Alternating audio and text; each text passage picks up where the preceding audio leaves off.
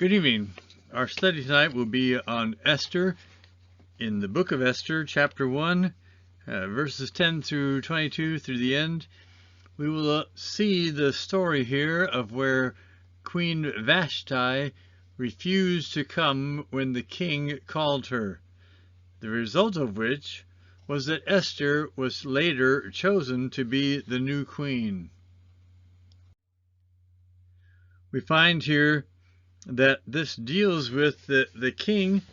His name, the king's name in Persian was Shan or something like that, which in Hebrew becomes Ahasuerus, and in the Greek language, Xerxes.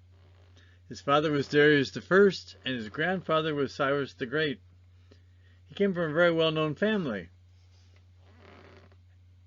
Ahasuerus ruled over the Persian Empire from 486 to 465 BC.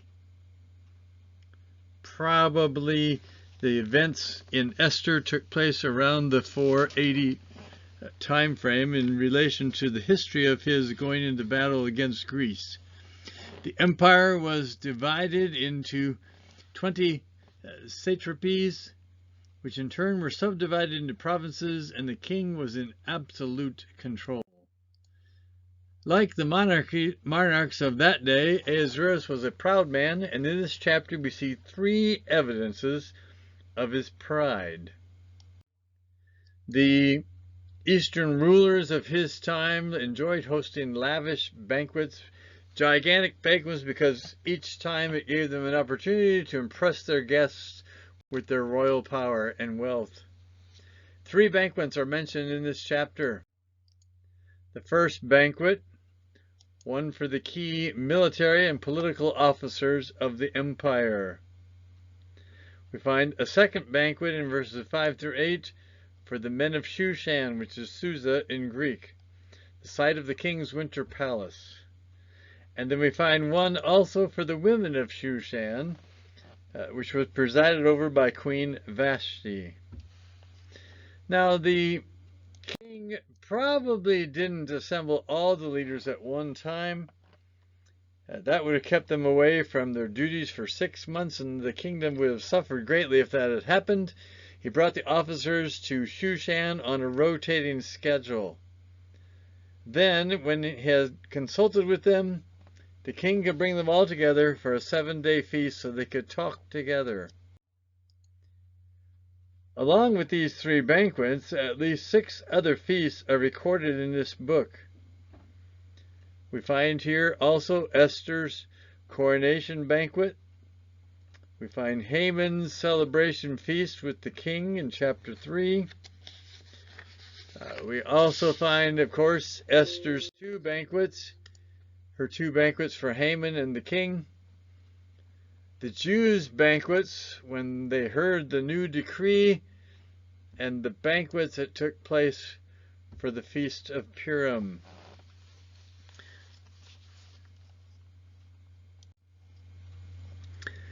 It is interesting to recognize that this feast that the king put on, even just simple things like eating and drinking, God uses in our lives.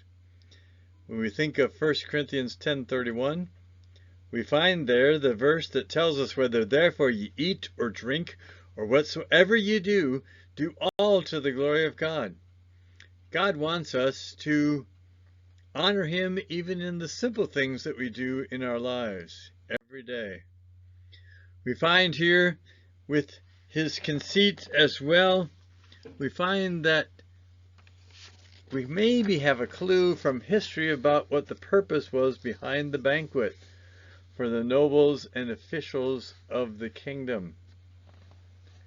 The Greek historian Herodotus may refer to these banquets in his book History. He states that Ahasuerus was conferring with leaders about a possible invasion of Greece. We find several things about this. Scripture ignores these military matters because it's trying to explain how Esther became queen, not what the king was up to. But Ahasuerus His father Darius I had invaded Greece and been shamefully defeated at Marathon in 490. While preparing to return to Greece and get revenge, Darius had died in 486. And now his son felt compelled to avenge his father and expand his empire at the same time. Herodotus claims that Ahasuerus planned to invade all of Europe and reduce the whole earth into one empire.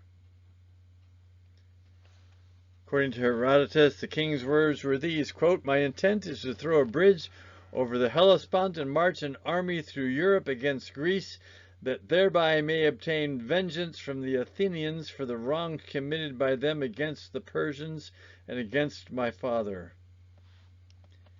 His uncle tried to dissuade him from that, but he eventually went through it.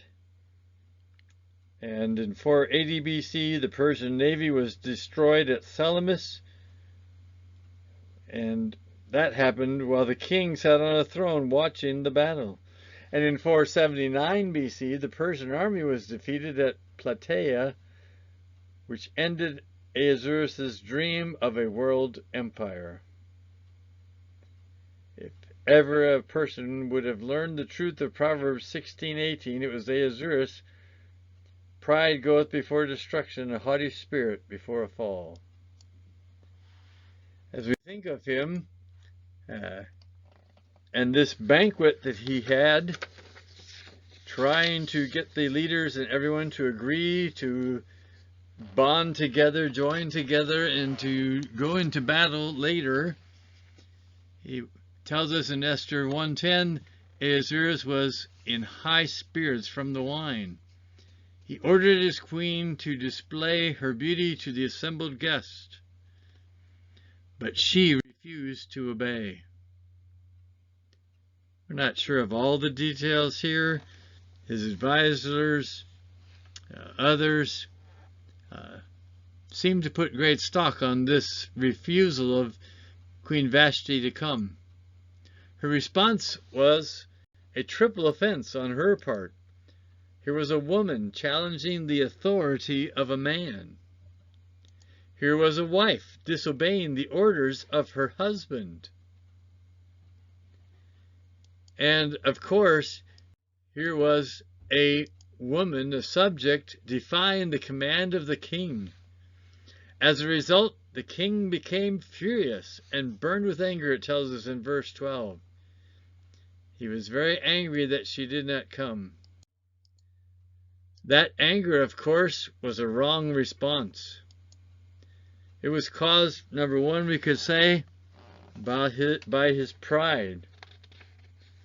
The king was very proud. We find also it was magnified, of course, by his drinking. He didn't force his guests to drink, although I'm sure they must have. In verse 8, it suggests that they were able to if they wanted, not forced.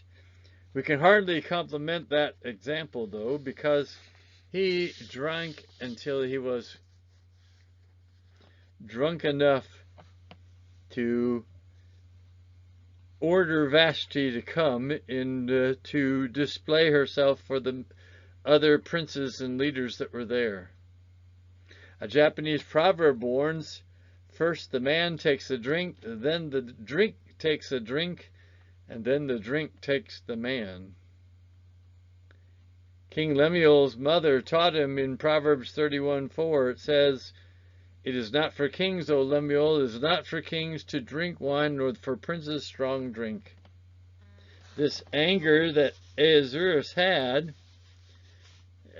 was his pride showing through and being magnified again by his drinking.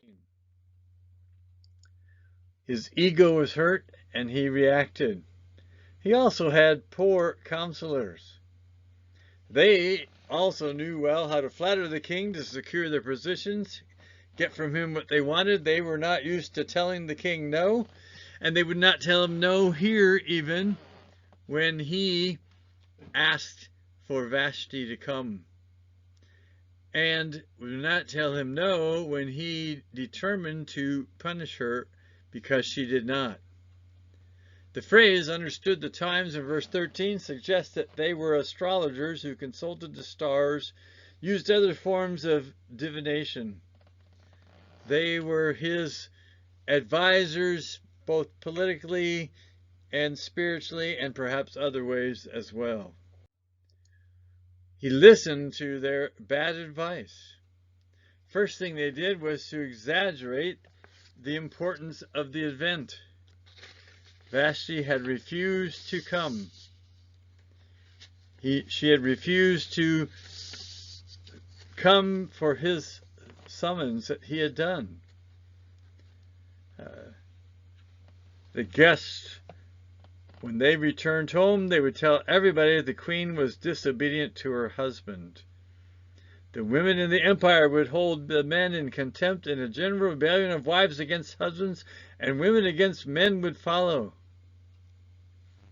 We find that the word women in verse 17 means women in general, while ladies in verse 18 refers to the women of the aristocratic class. These counselors were playing it smart, for by exaggerating the problem, they also inflated their own importance and made the king more dependent on him. Was the situation really that serious, though? Perhaps not. When Vashti refused to obey, I wonder how many princes and nobles at the banquet said among themselves, "Well, the king's marriage is just like our marriages. His wife has a mind of her own. It's a good thing she does." It's doubtful the king would have lost authority, would have been shamed, as they suggested he would have been, but they definitely magnified the importance of the event. And they advised these men advised the king to take Vashti and depose her, to make her not to be queen anymore. Because the king was motivated by anger and revenge and seeking to heal his wounded pride, in verses 19 to 21, the king agreed to their advice and had Vashti deposed. He listened to this bad advice and allowed for his queen to be deposed. He didn't immediately replace Vashti. Instead, he went off to invade Greece, we believe, from historical accounts, where he met with humiliating defeat. When he returned, he was trying to satisfy his own hurt feelings and soothe his conscience, perhaps, for having led a bad expedition which resulted in disastrous defeat for his country. And he once now in earnest took up choosing the new queen. It is interesting to think about what happened to Vashti.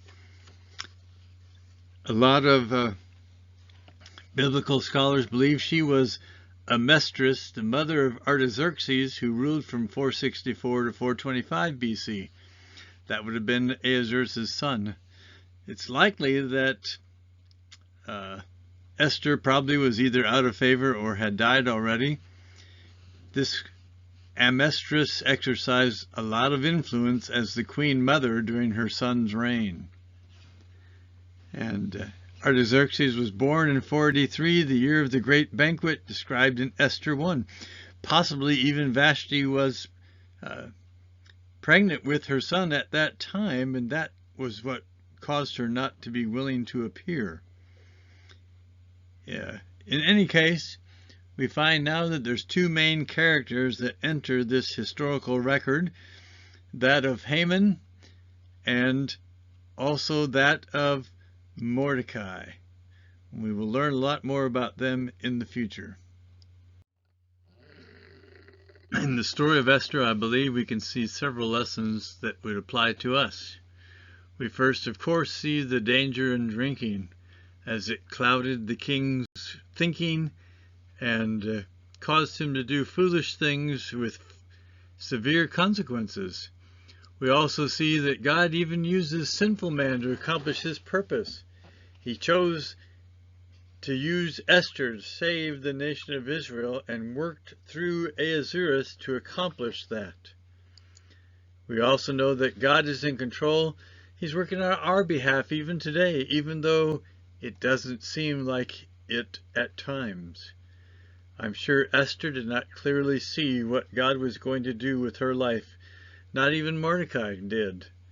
And yet, God clearly used them as He wants to use us, even in the midst of difficult times, to accomplish His will, to see people come to know the Lord, and to see God's word given out, even when many refuse to accept it.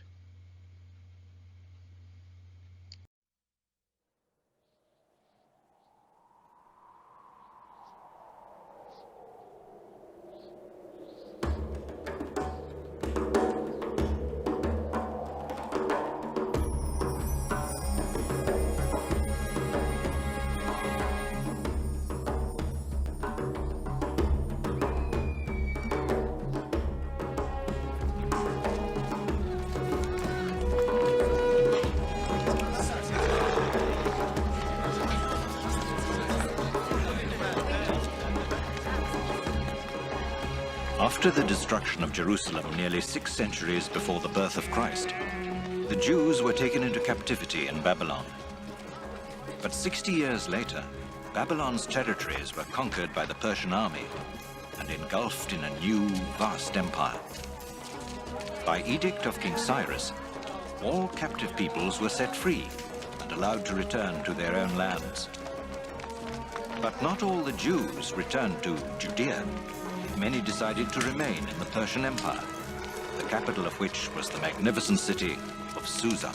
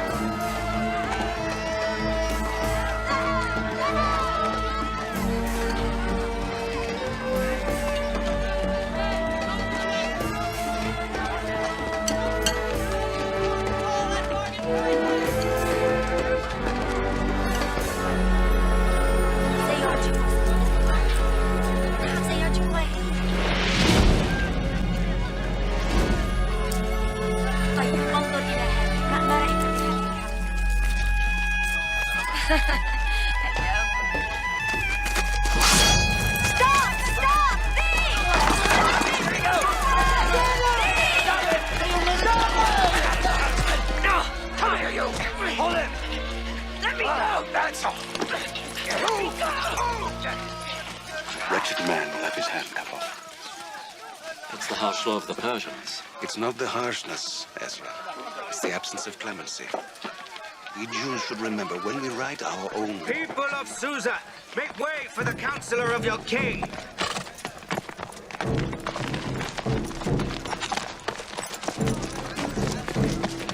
Just look at him. Ever since the kingdom of Saul, every Jew has known, as long as there's one Amalekite on earth, we are in danger. It's been so many years. Will this feud never end? Maybe, but I still refuse to bow before him. Come, Ezra.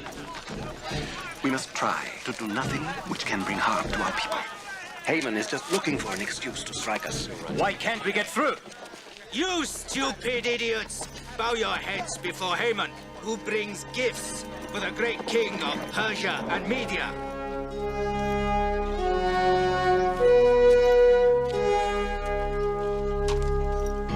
How dare he? What is it, my lord?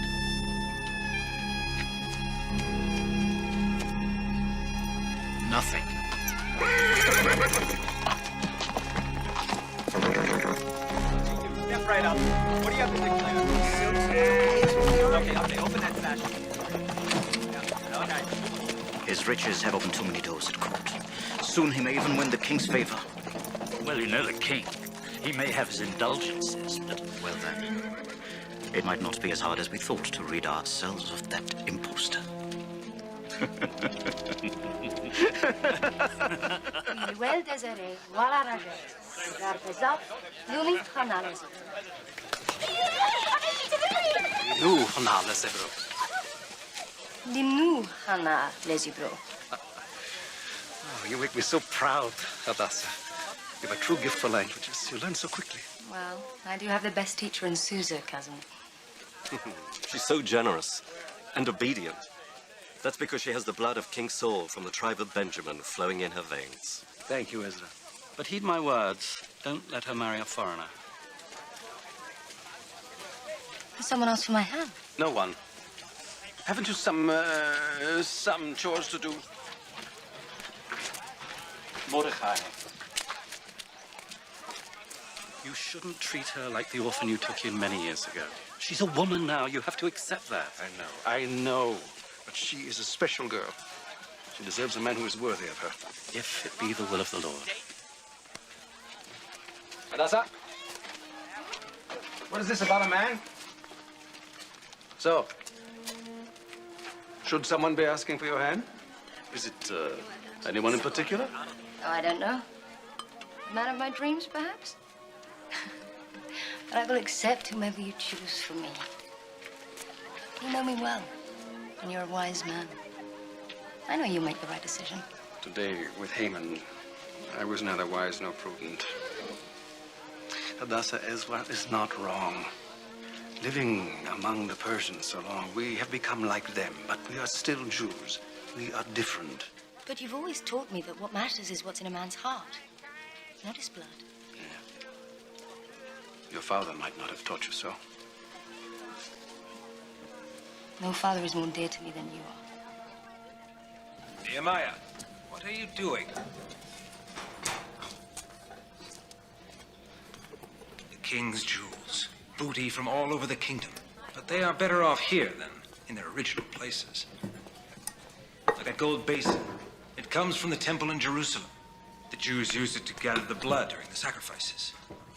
Have you washed? No. Everything must be purified before one of the most important banquets ever offered by the king. Wash. Tend to the wine.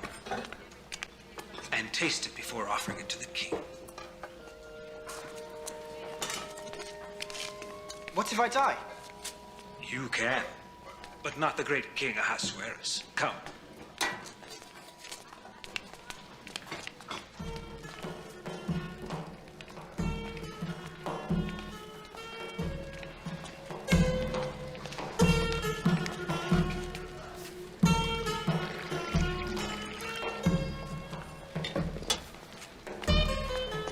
Arthur, are you instructing him well? Remember that a false move, could cost him dearly. Come with me, Nehemiah. Here is the wine you requested, my king.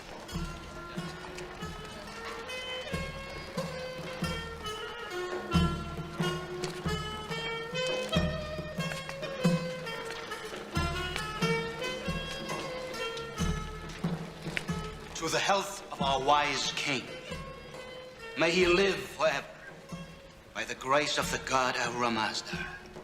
For the eternal joy of his loyal subjects.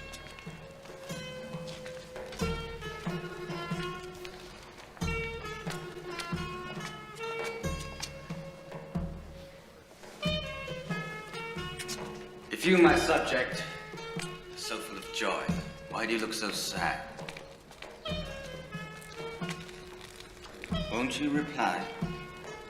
My lord, I was thinking that this feast will soon end. Your servant Haman is sad because he cannot make it last longer. You cannot, but your king has this power.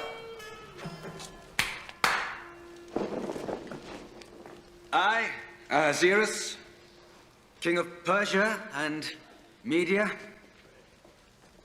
declare that every man here assembled shall drink without restraint, each to his own desire. You spoke well. But answer this. Which of the king's jewels would you desire for yourself? They're all equally magnificent, Shethar. I wouldn't know which one to choose. My king, this man finds none of your jewels worthy of praise. How brazen.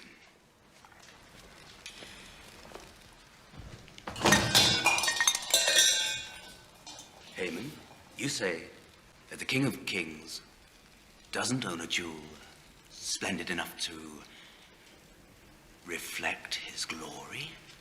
My lord, the king's most beautiful jewel isn't among these. Where is it then? Let it be brought.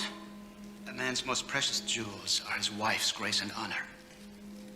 There's no other beauty in your empire that can rival that of Queen Vashti.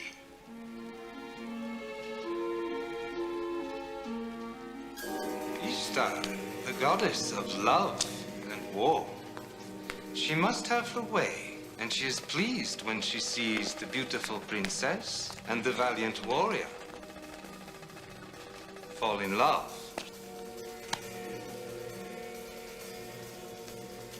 But other gods conspire against the match. Ishtar, moved to pity, begins to blow and blow and blow until the offending gods are swept away. Love triumphs, and the enemies of love are turned into ugly pigs.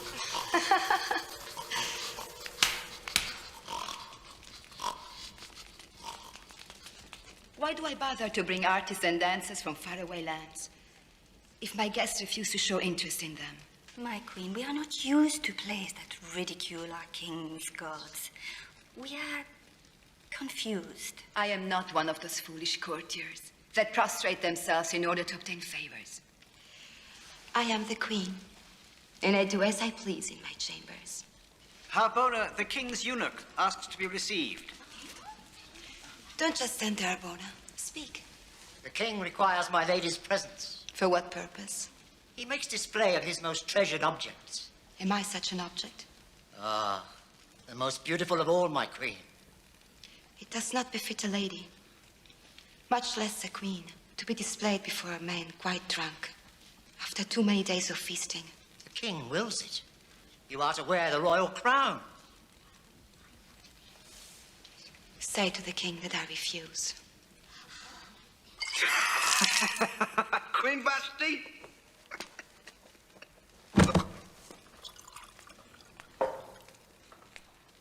Queen Vashti wrongs the king by refusing my command.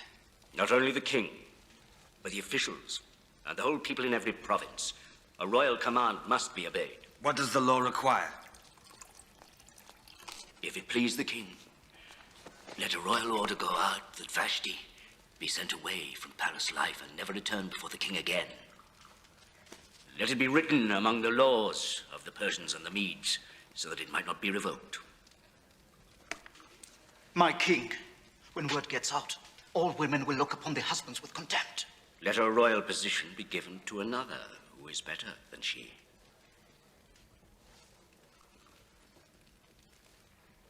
Very well, Memucan. Scribe, let it be written to every province in its own script, and to every people in its own language.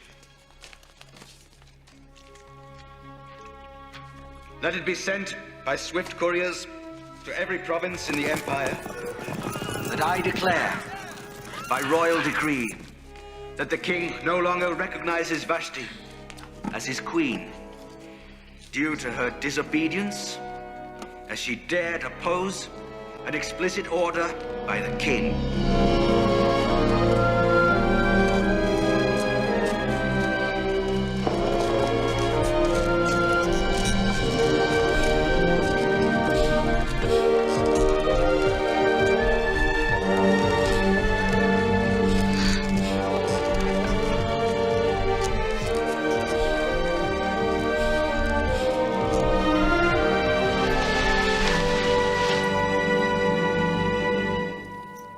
Habona, go bring the Queen to me. There is no queen, my lord. A decision made in haste. It was the wine. I revoke my command. Bring Vashti. I want her here. I want to restore her crown. It was a royal decree. My lord, by law it cannot be revoked. And not even the king can go against the law. What is your advice?